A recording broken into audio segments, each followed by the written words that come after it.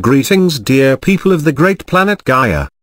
We rejoice with you as we observe the light flowing forth from and to you at this time. Earth is moving quickly toward a new universal energy which increases with every person who opens their heart and mind to new and higher ways of seeing.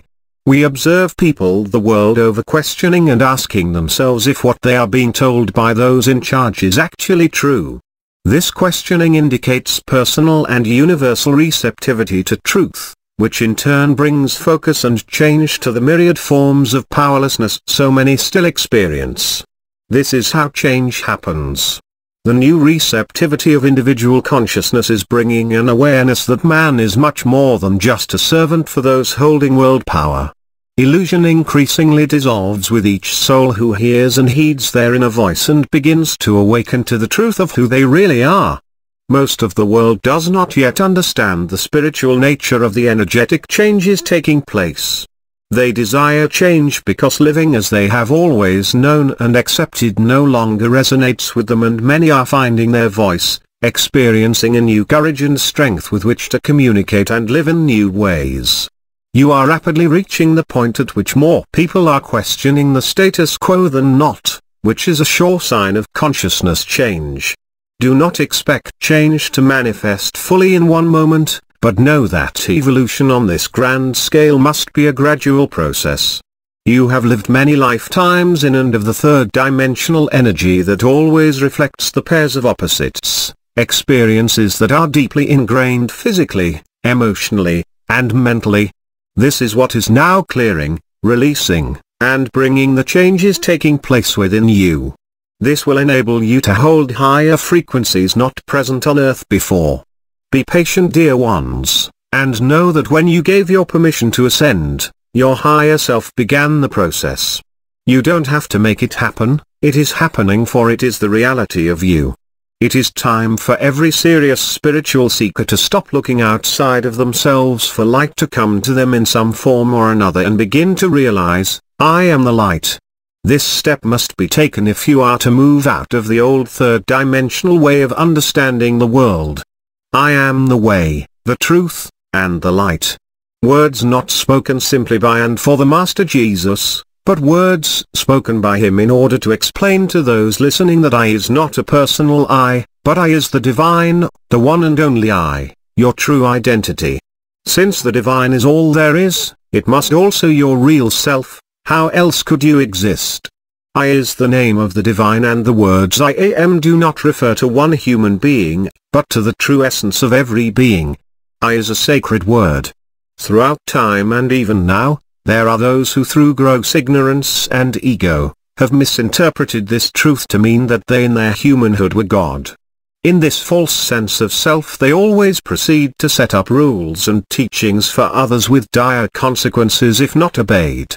Their spiritually ignorant followers more often than not do experience dire consequences of some sort, for in their choice to follow these false prophets they willingly give away their power. Many have sought in the past and still seek to find enlightenment through certain practices, churches, teachers, symbols, etc., all of which definitely help lead one to a certain point of enlightenment. However, there comes a point when the spiritual student must let go of these tools, and step into their own power and identity, or they will forever be students of truth, never realizing or experiencing truth. For those of you evolved enough to be understanding these messages, it is time for you to stop being students of one path or another and acknowledge that you are the path, the tool, the message. The tools are helpful up to a certain point, but become blocks when depended upon past the time when they are needed. The child must become an adult at some point regardless of how comfortable it is to simply be told what to believe or what to do. We are not saying that you must give up your spiritual group or books and classes that may still speak to you, or any of your spiritual activities. We are saying that there comes a time when a student must begin to see the tools for what they are, tools. Tools that have helped you get to where you are, to the understanding that you already are complete, and whole, and abundant, and perfect, etc. Understand that there is nothing that can ever make you more than you already are, be it a person, book, relationship, path, drug, job, etc. Many of you are discovering that most books no longer speak to you in the way they used to. Honor that.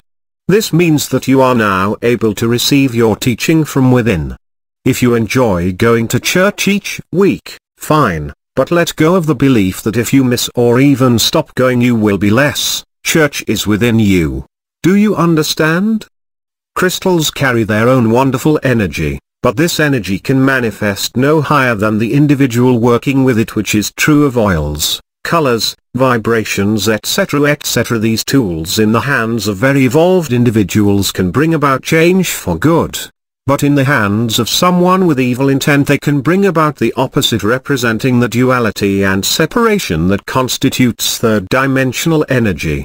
It is the state of consciousness that determines how they are used, so let go of the power you have given to so many tools. When an individual buys a crystal guaranteed to bring abundance or healing or whatever, yet continues to live out from a consciousness of lack and limitation, that crystal's innate energy is limited to that individual's ability to channel the energy of it. This is the shift out of metaphysics and into mysticism. Mysticism is the realization that you already embody your true essence, omnipresence, omnipotence, and omniscience. In the past these divine qualities have been interpreted by the world at large through a lens of third-dimensional thinking, always appearing as a separation from what is needed. Thus the need for tools, be they gurus, books, classes, ceremonies, etc. These things serve to lift an individual into a higher energy and are helpful for the beginner, but you are in the higher energy now. You reclaim your power the minute you realize I already am. This is the step most of you are ready for and is the difference between metaphysics and mysticism. Metaphysics works to change a bad picture into a good one. Mysticism sees nothing needing to be fixed, for it knows that good appearances and bad appearances are both the manifestations of the belief in duality and separation, two ends of the same stick. We are the Aucturian group.